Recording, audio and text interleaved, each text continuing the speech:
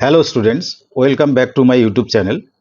আজ আমি class 9-এর ম্যাথামেটিক্সের chapter 18 এবং এক্সারসাইজ 18 নিয়ে আলোচনা শুরু করব, যেখানে বৃত্তের ক্ষেত্রফল নিয়ে আলোচনা আছে।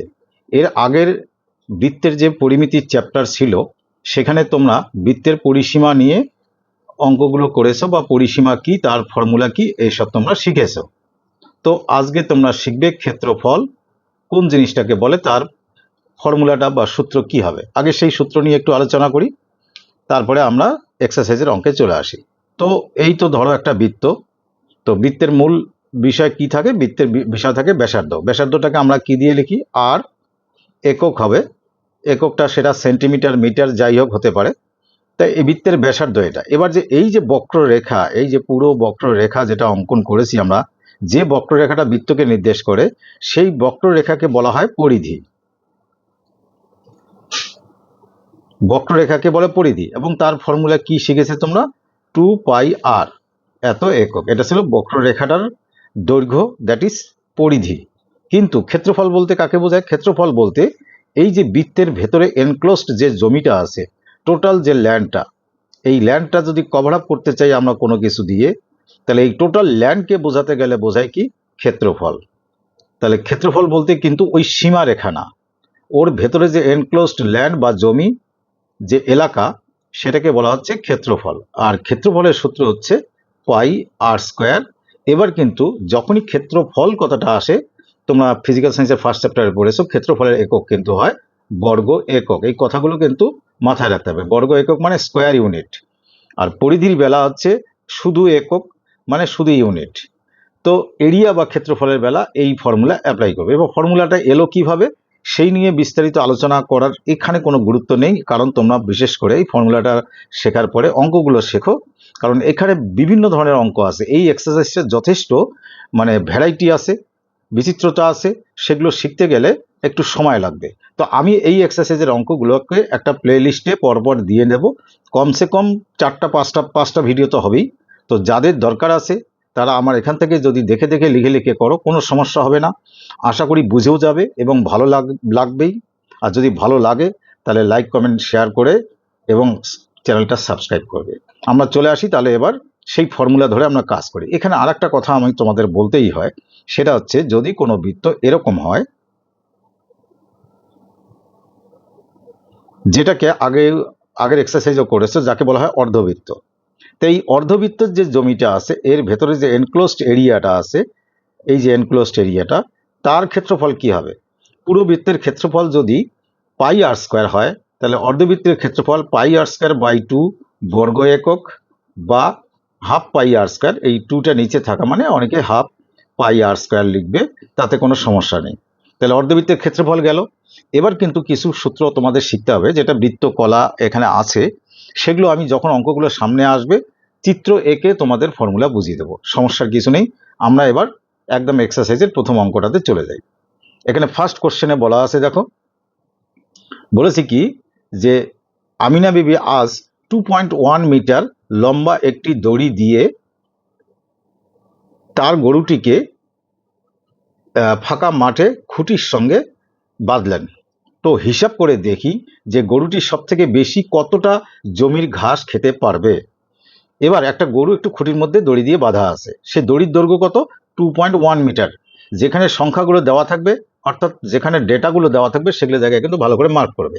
তো এবার আমরা চলে আসি যে চিত্রটা কেমন হবে। চিত্র করলে না অঙ্ক বুঝতে সুবিধা হয়, তাই আমি চিত্র দিয়ে শুরু করছি। তাহলে এক্সারসাইজ 18 কোশ্চেন নাম্বার 1। তো যদি কোনো গরুকে এরকম খুঁটির মধ্যে বেঁধে দেওয়া যায় এরকম লম্বা রশি দিয়ে, তাহলে গরুটি ম্যাক্সিমাম, গরু তো এইরকম জায়গার ঘাস খাবে, কিন্তু ম্যাক্সিমাম কতটা জায়গার ঘাস খাবে সেটা হচ্ছে এইটাকে ব্যাসার্ধ ধরে যদি একটা বৃত্ত অঙ্কন করি আমরা, তাহলে এই বৃত্তটা যতদূর পর্যন্ত বৃত্তটা কভার আপ করছে, তাহলে সেই জমির ঘাস খাবে। তার মানে এই প্রশ্নের আসল উদ্দেশ্য হলো কি, এই যে গরুর দড়ির দৈর্ঘ্যটাই হলো ব্যাসার্ধ, যেটা 2.1 মিটার, এবং সেক্ষেত্রে কত জায়গার ঘাস খাবে মানে আমার কি বের করতে হবে? ক্ষেত্রফল। অর্থাৎ এই চ্যাপ্টারে যে সূত্র শিখলাম আমরা, সেটা দিয়ে অঙ্কটা করতে হবে। তো এখানে এরকম একটা চিত্র করে নিলে ভালো হয়, চিত্র করার অভ্যাস রাখবে। তা আমরা লিখবো কি, কিছু লিখে কাজ করতে হবে। তো লিখবো এখানে গরুটি যে সর্ববৃহৎ এলাকার ঘাস খেতে পারবে তা বৃত্তাকার হবে এবং তার ব্যাসার্ধ ইকুয়াল টু দড়ির দৈর্ঘ্য। ভাষাটাকে শর্ট করার জন্য অনেকে লিখতে পারো এরকম, যে এখানে যে গরুটি যে বৃত্তাকার জায়গার ঘাস খেতে পারবে তার ব্যাসার্ধ ইকুয়াল টু দড়ির দৈর্ঘ্য। দড়ির দৈর্ঘ্য কত? 2.1 মিটার। একবারে একক যদি বাংলায় লেখো সব জায়গায় বাংলায় লিখবে, আর যদি একবারে ইংরেজিতে লেখো তাহলে সব জায়গায় ইংরেজিতে লিখবে। এই ব্যাসার্ধ কথাটা যেখানে লিখবে সেখানে একটা ছোট আর এরকম দেবে, এটা দেওয়া ভালো। এবার আমরা আসবো, অতএব ওই বৃত্তাকার জায়গার ক্ষেত্রফল equal to pi R square, এককটা কি? বর্গ মিটার। তো পাইয়ের জায়গায় আমরা 22/7 লিখবো, আর স্কোয়ারকে লিখবো কি? 2.1 ইন্টু 2.1। এটাকে কিন্তু স্কোয়ার করে বর্গ করে অত ক্যালকুলেশনে যাবে না, তাহলে কিন্তু হিসাব অনেক সময় মিলাতে পারবে না, কারণ আমরা এখানে কাটাকাটি করব। তাহলে 22/7 এটা লাগবে না। এখানে যদি আমি 7 দিয়ে কোনো একটা 2.1কে কাটি, অ্যাকচুয়ালি 3 7 21, তো যেহেতু দশমিক আছে তাহলে 0.3 আছে। তো এক্ষেত্রে আমাদের কি করতে হবে? এই 21, 3 আর 22কে গুণ করে তাকে আমাদের করতে হবে কি? 2 ঘর আগে দশমিক, এখানে 1 ঘর, এখানে 1 ঘর। তো আমি সে গুণটা আমি করে নিচ্ছি, নিয়ে তোমাদের একবারে বসিয়ে বোঝাচ্ছি।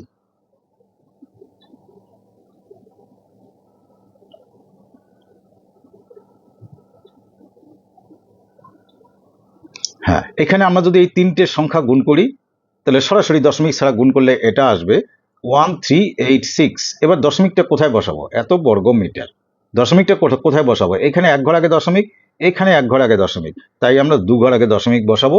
তাহলে সেই বৃত্তাকার জায়গা, যে জায়গাটি গরুটা ঘুরে ঘুরে ঘাস খেতে পারবে, তার ক্ষেত্রফল আসলো এটা। বাস এখানে আনসার কথাটা লিখে দেবে। এরকম ভাষা লেখার প্র্যাকটিস করবে, অবশ্যই করবে, না হলে কিন্তু তোমরা অঙ্কগুলোর কোনো গুরুত্ব থাকবে না এবং নম্বর পাবে না।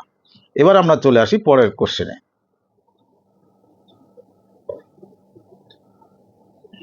2 নম্বর কোশ্চেন কি বলা আছে এখানে? যে সুহানা একটি বৃত্ত আঁকবে যার পরিধি হবে 35.2 সেন্টিমিটার। এবার এককটা ফলো করবে সেন্টিমিটার। হিসাব করে দেখি যে সুহানা যে বৃত্ত আঁকবে তার ব্যাসার্ধের দৈর্ঘ্য কত এবং ক্ষেত্রফল কত। তাহলে দুটো জিনিস বের করতে হবে আমাদের, বৃত্তের ব্যাসার্ধের দৈর্ঘ্য এবং ক্ষেত্রফল, দুটো কথা বের করতে হবে। অর্থাৎ আরও বের করতে হবে, পাই আর স্কোয়ারও বের করতে হবে। তাহলে এই আর আগে আমরা কোথায় খুঁজে পাবো? যে পরিধি দেওয়া আছে 35.2, সেটা আসলে কি? 2 পাই আর। এইটা সমাধান করে এখান থেকে আমরা আর বের করব, সেই আর এর মানটা ব্যবহার করে ক্ষেত্রফল বের করব। এটাই হলো টেকনিক। কি বের করতে হবে তার ফর্মুলাটা একবার লিখে চিন্তা করবে, এর মধ্যে কোনটা অজানা তথ্য আছে সেটা কোত্থেকে আমরা পাবো। এরকম যদি ভাবো তাহলে অঙ্কগুলো করতে তোমাদের কোনো অসুবিধা হবে না। এবার আমরা চলে আসি, তাহলে আসছি আমরা কত নম্বরে? 2 নম্বর অঙ্কে। তো ব্যাসার্ধটাকে ধরে নিতে হবে। এমনি অনেকে লেখে কি যে 2 পাই আর ইকুয়াল টু, সরাসরি শুরু করবে 2 পাই আর ইকুয়াল টু 35.2। এই কাজটা কেউ করবে না, কারণ ব্যাসার্ধটা ধরবে। আরটা কোথায় পেলাম? সেই আরটা লিখবে, ধরির পরে কমা হয়, ধরি বৃত্তটির ব্যাসার্ধ ইকুয়াল টু আর সেন্টিমিটার। অবশ্যই এখানে ব্র্যাকেটে লিখে রাখবে আর গ্রেটার দ্যান 0, কারণ ব্যাসার্ধ কখনো শূন্য বা ঋণাত্মক হবে না, তার জন্য এই কথাটা লেখা খুব ভালো। দেয়ার ফর এটি কিউ মানে প্রশ্ন অনুসারে সেটা এটি কিউ সবাই লিখতে পারে। এটি কিউ বৃত্তের পরিধি মানে 2 পাই আর, এটা দেওয়া আছে 35.2।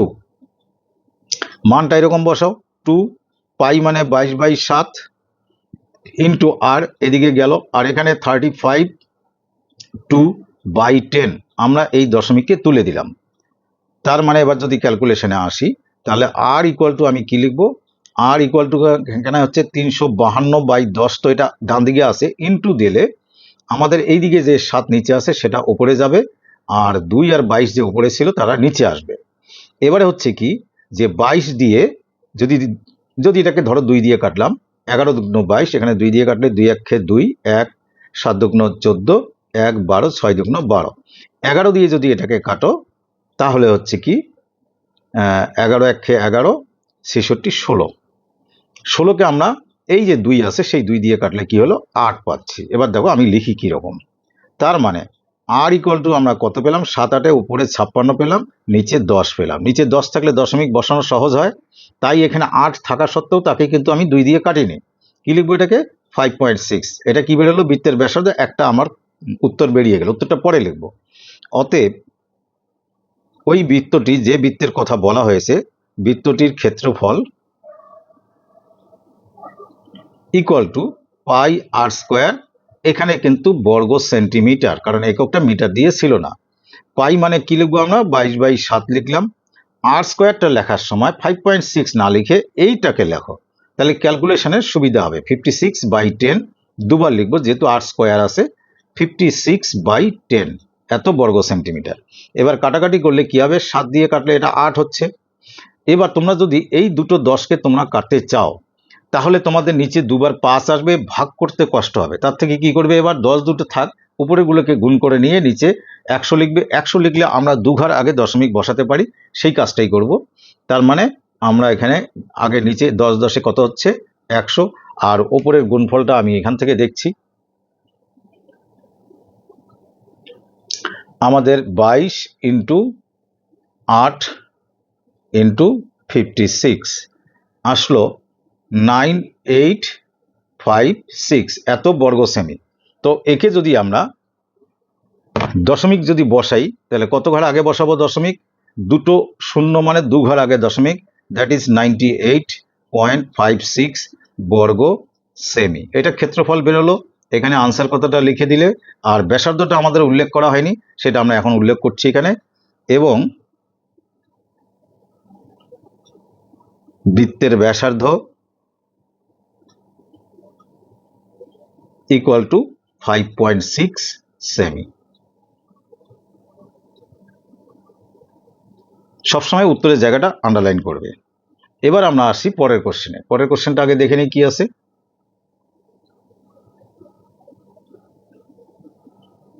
3 নম্বর কোশ্চেন আছে, একটি টেবিলের ঢাকনার রেখার দিদিমা একটি গোলাকার টেবিলের ঢাকনা তৈরি করেছেন যার ক্ষেত্রফল 5544 বর্গ সেন্টিমিটার। 5544 বর্গ সেন্টিমিটার ক্ষেত্রফল দেওয়া আছে। এবার কিন্তু উল্টোটা দেওয়া আছে, এটা ক্ষেত্রফল। তিনি ওই টেবিলের ঢাকনার চারিদিকে রঙিন ফিতা লাগাতে চান। হিসাব করে দেখি যে দিদিমাকে কত দৈর্ঘ্যের রঙিন ফিতা লাগাতে হবে। চলো এবার ছবির সাহায্যে বোঝার চেষ্টা করি।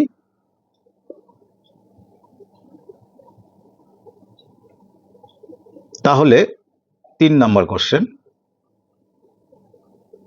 এরকম একটা গোল টেবিল আছে। তো এই গোল টেবিলটাকে একটা ঢাকনা দিয়ে উনি ঢেকেছেন। ঢাকতে গিয়ে দেখলেন যে এই পুরো এই যে গোল কাপড়, কিন্তু গোল কাপড়টা যে পুরো এলাকাটা যে ঢেকেছেন তার ক্ষেত্রফল এসছে কত, সেই কাপড়ের ক্ষেত্রফল 5544 বর্গ সেমি। এই বর্গ কথাটা মানে এটা ক্ষেত্রফল, সেদিক দিয়েও ভাবতে পারো। তাছাড়া ঢাকনার ক্ষেত্রফল মানে টেবিলের এই গোলাকার যে বৃত্তাকার যে টেবিল, দ্যাট মিনস এই বৃত্তের ক্ষেত্রফল 554 বর্গ সেমি। তো এখান থেকে আমাদের আগে বলছে যে এই ধার বরাবর এই যে বক্ররেখা যেটা আছে, যেটাকে আমরা পরিধি বলি, সেই পরিধি বরাবর উনি ফিতা লাগাবেন। তার মানে আমাদের কি বের করতে হবে, আগে খুঁজে নেবে কি বের করতে হবে, পরিধি। পরিধির ফর্মুলা কি 2πr একক। তাই 2πr করতে গেলে 2 আর পাই তো আমরা জানি, আর জানি না। আর তো দেওয়া নেই, বৃত্তের ব্যাসার্ধ বলা নেই, কিন্তু এই যে ক্ষেত্রফল আছে সেখান থেকে আমরা ব্যাসার্ধ পাবো। এবার দেখো কি লিখছি, আমরা সেভাবে করতে থাকি।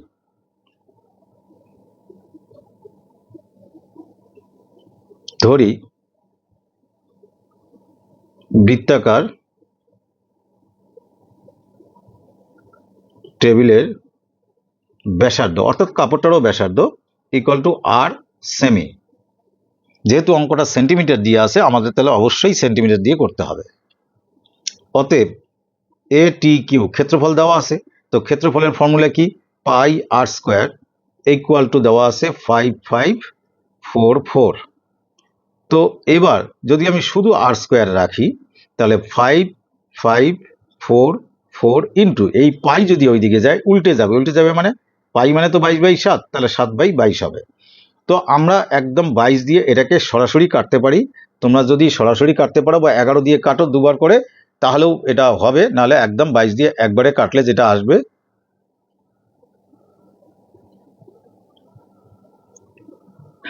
252। তার মানে আমরা কি পেলাম, আর স্কোয়ার ইকুয়াল টু পেলাম 252 ইন্টু 7। এইবার স্কোয়ার থেকে আর বের করতে গেলে একটা কাজ করবে, 252কে তোমরা এরকম ভেঙে নাও, 2 দিয়ে ভাগ করলে 1, 2 দুগুণ 4, 1, 12, 6 দুগুণ 12, তাহলে আবার 2 দিয়ে করলে 6, 3, এইবার হচ্ছে কি 3 দিয়ে করলে 21, আবার 3 দিয়ে করলে 7। তাহলে বিষয়টা কি দাঁড়ালো, 2 ইন্টু 2, এই যে দেখো দুটা 2, দুটো 3, একটা 7, 3 ইন্টু 3 ইন্টু 7, কিন্তু আরেকটা 7 আগের থেকে ছিল, সেটা এখানে লিখলে। এটা লং হলেও তোমাদের কিন্তু ভুল হবে না। তাহলে এটা কি equal to, R square equal to. তাহলে R square equal to basically আমরা পেলাম দুটো 2 এর জন্য একটা 2 স্কোয়ার লিখলাম, দুটো 3 এর জন্য একটা 3 স্কোয়ার লিখলাম, দুটো 7 এর জন্য একটা 7 স্কোয়ার। দুই দিক থেকে যদি স্কোয়ার তুলে দিই, তাহলে আর ইকুয়াল টু কি পাবো, 2 ইন্টু 3 ইন্টু 7। তার মানে 3 7 21, 21 দুগুণ কত পেলাম, 42। তাহলে বৃত্তের ব্যাসার্ধ পেলাম 42। আমাদের ব্যাসার্ধ চাইনি, তাই উত্তরে ভাষায় লিখবো না। অতএব নির্ণেয় ফিতার দৈর্ঘ্য বা রঙিন যে ফিতা বলছে সেই ফিতাটার কথাই বলছি, ফিতার দৈর্ঘ্য ইকুয়াল টু, বৃত্তের কোনটা ফিতার দৈর্ঘ্য হবে, পরিধি, কারণ ফিতাটা লাগানো হবে পরিধি বরাবর।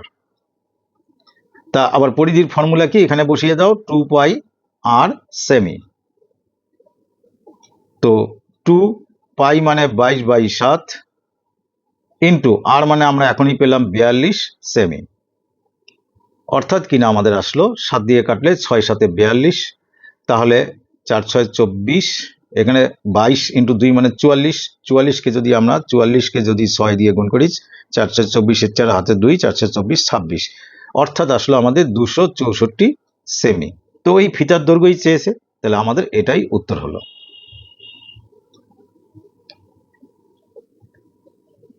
নেক্সট কোশ্চেনে আমরা আসছি।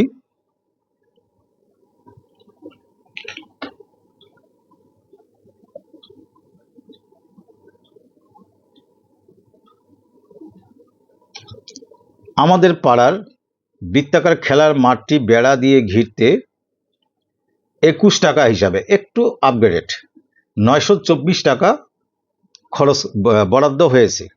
মাঠটি ত্রিপল দিয়ে ঢেকে দেওয়ার জন্য কত বর্গমিটার ত্রিপল লাগবে কিনতে হবে তা হিসাব করে দেখি। তাহলে বেড়ার খরচ কি, প্রতি মিটারে বেড়া হচ্ছে 21 টাকা, এইভাবে খরচ লেগেছে কত, 924 টাকা। তো এবার ত্রিপল লাগবে কত বর্গমিটার, কিন্তু ত্রিপল কেনার কথা বলেনি যে এত দাম আছে, টোটাল কত খরচ পড়বে, শুধু ক্ষেত্রফল বের করলেই হবে। তো এখানেও কিন্তু ব্যাসার্ধ নেই, তাহলে আমাদের ব্যাসার্ধটা ধরে নিয়ে স্টার্ট করতে হবে।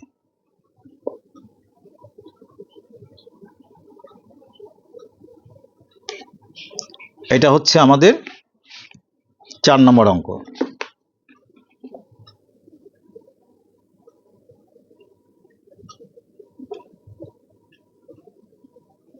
ধরি পরে অবশ্যই কমা দেবে। ধরি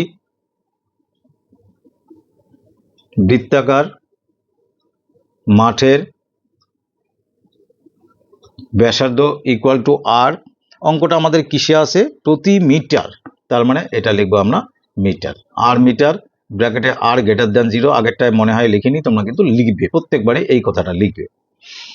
দেয়ারফর ATQ, এই জায়গাটা একবার বুঝে দেখার চেষ্টা করবে।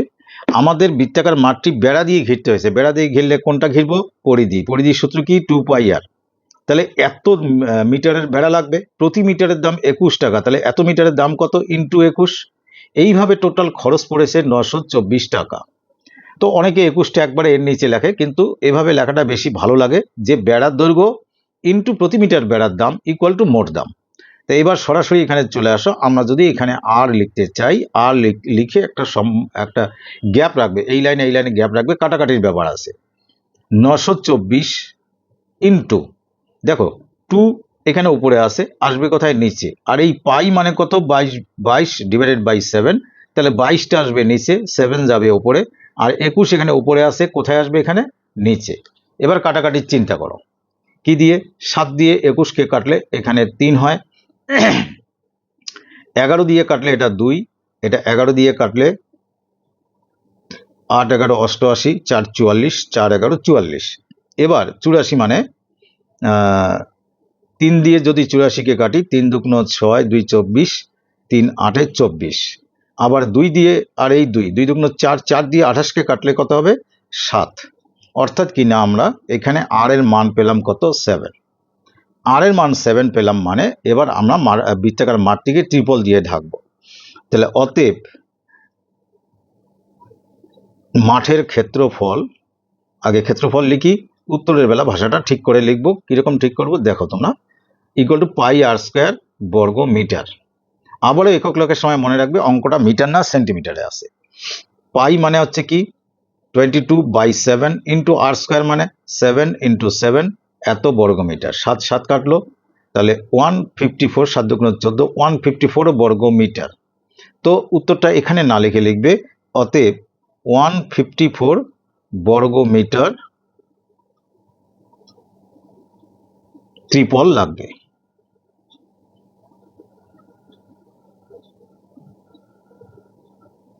এটাই আমাদের আনসার। আনসারটাকে আন্ডারলাইন করে এখানে আনসার ওয়ার্ডটা লিখে দিবে। এবার চলে আসি আমরা পরের কোশ্চেনে।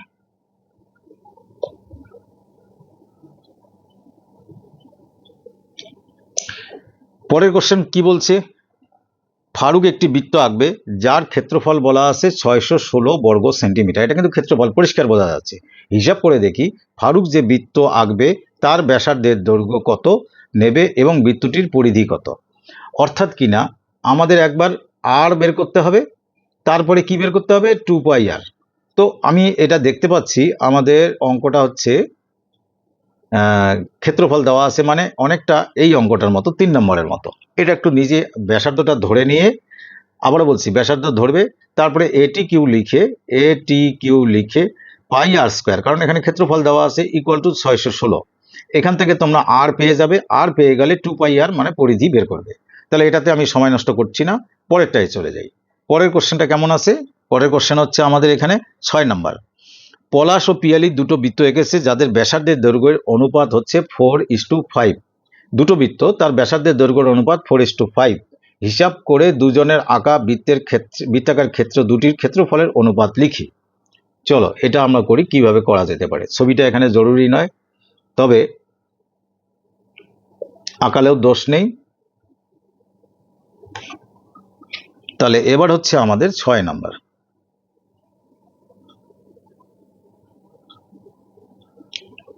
তো আমরা লেখাটা এরকম করব, বৃত্ত দুটির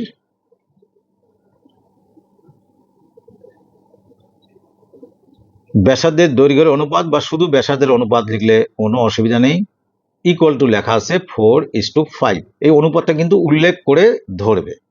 অতএব দিয়ে লিখবে, অতএব ধরি। আমি অতএব কথাটা কেন লিখলাম? যেহেতু ব্যাসার্ধ এখানে উল্লেখ আছে তাই আমরা ধরবো এটাকে টার্গেট করে। অতএব ধরি তাদের ব্যাসার্ধ, মানে ওই বৃত্ত দুটির ব্যাসার্ধ যথাক্রমে অনুপাত অনুসারে পরপর, যথাক্রমে 4x বা 4r ধরো, কোনো অসুবিধা নেই। 4x, এই অঙ্কটার মধ্যে কোনো মিটার সেন্টিমিটার কোনো একক ব্যবহার করেনি, তাই আমরা শুধু একক লিখলাম। ও পরেরটা আছে 5, তাই লিখব কি 5x একক। অতএব বৃত্ত দুটির ক্ষেত্রফলের অনুপাত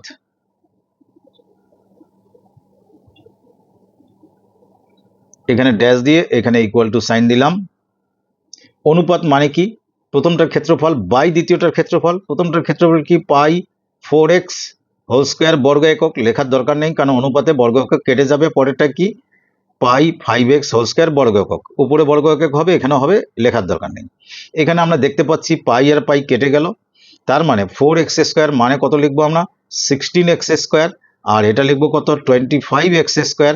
এবারে এক্স স্কোয়ারকে আমরা কেটে দিলাম, তাহলে থাকছে কি 16/25, মানে 16:25। বাস এইটুকু কাজ, অবজেক্টিভে আসার সম্ভাবনা, তাই এটাকে এভাবেই করবে। এবার আমরা চলে আসি পরের কোশ্চেনটায় কি আছে।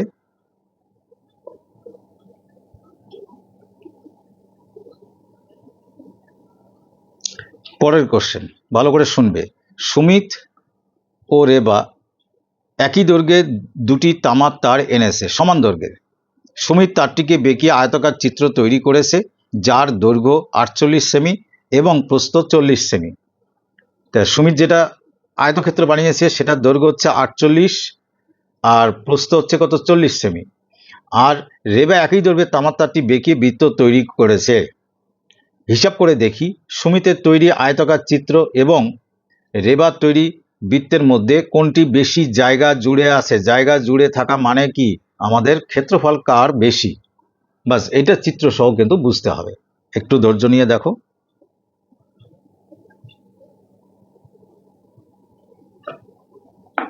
এটা আমরা আসলাম 7 নম্বরে।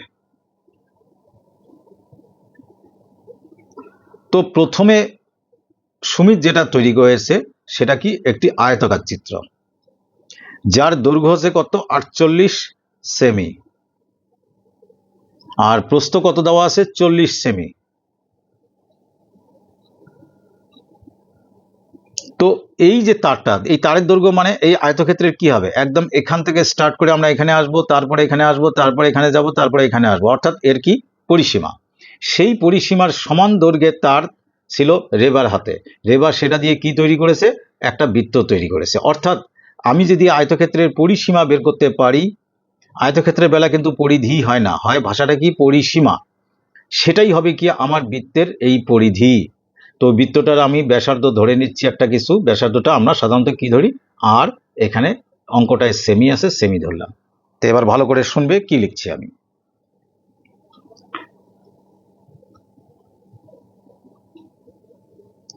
আমরা আগে ব্যাসার্ধটা ধরে নেব, ধরি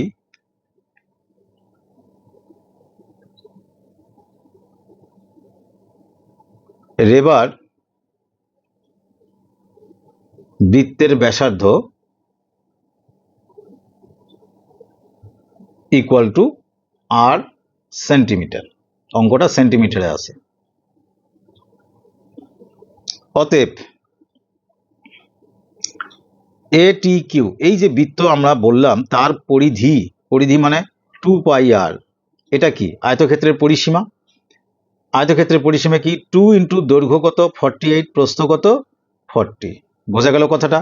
তাহলে এই যে বৃত্তের যে পরিধির সূত্র 2πr, সেটা কিন্তু আয়তক্ষেত্রের পরিসীমার সমান, অর্থাৎ 2 ইন্টু দৈর্ঘ্য প্লাস প্রস্থ, এটা তো জানাই আছে। এবার কাটাকাটির সুবিধার জন্য আমরা 2 আর 2 এখানেই কেটে দিই। তার মানে এখানে পাচ্ছি কি, আর ইকুয়াল টু, আগে লাইনটা টেনে নেই, 40 আর 48 মিলে হলো আমাদের 88। আর এই যে পাই যখন এদিকে আসবে তাহলে নিচে আসবে 22 আর 7 যাবে কোথায়, উপরে। তো এটা দিয়ে যদি এটা কাটি কত আসবে, 4। তার মানে অতএব আর ইকুয়াল টু 4 সাথে কত পেলাম, 28। তো এটা হলো ওই রেবার যে আঁকা বৃত্ত আছে বা বেঁকিয়ে যে বৃত্ত তৈরি করেছে তার ব্যাসার্ধ। অতএব এই বৃত্তের ক্ষেত্রফলটা করি। অতএব বৃত্তের ক্ষেত্রফল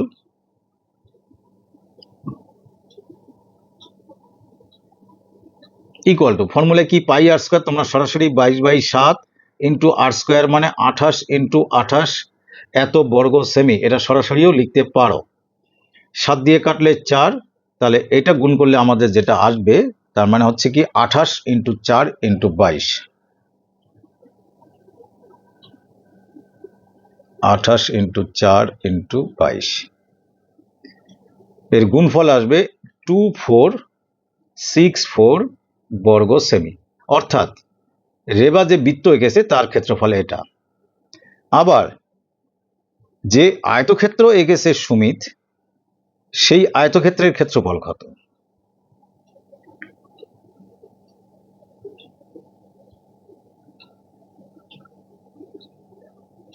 48 ইন্টু 40 বর্গ সেমি। 48 ইন্টু 40 মানে হলো এটা 1920 বর্গ সেমি। কোনটার ক্ষেত্রফল বেশি হলো, আমরা দেখতে পাচ্ছি আয়তক্ষেত্রের ক্ষেত্রফল কম, ওই একই দৈর্ঘ্যের তার দিয়ে বৃত্ত বানালে তার ক্ষেত্রফল বেশি। তো এখান থেকে একটা কনসেপ্ট রাখবে, সমান দৈর্ঘ্যের তার দিয়ে যদি আমরা বৃত্ত অঙ্কন করি আর আয়তক্ষেত্র অঙ্কন করি তাহলে অবশ্যই বৃত্তের ক্ষেত্রফল বেশি। তো আমাদের প্রশ্ন করা হয়েছে এখানে, প্রশ্নের লাইনটা লাস্ট লেখার সময় লাইনটা দেখবে তোমরা দেখে নেবে। হিসাব করে দেখি সুমিতের তৈরি আয়তাকার চিত্র ও রেবার তৈরি বৃত্তের মধ্যে কোনটি বেশি জায়গা জুড়ে আছে? তাহলে অতএব এখানে তোমরা এই স্টাইলেও লিখতে পারো, অতএব বৃত্তের ক্ষেত্রফল, পুরো সেন্টেন্স না লিখে ইজ গ্রেটার দ্যান আয়তক্ষেত্রের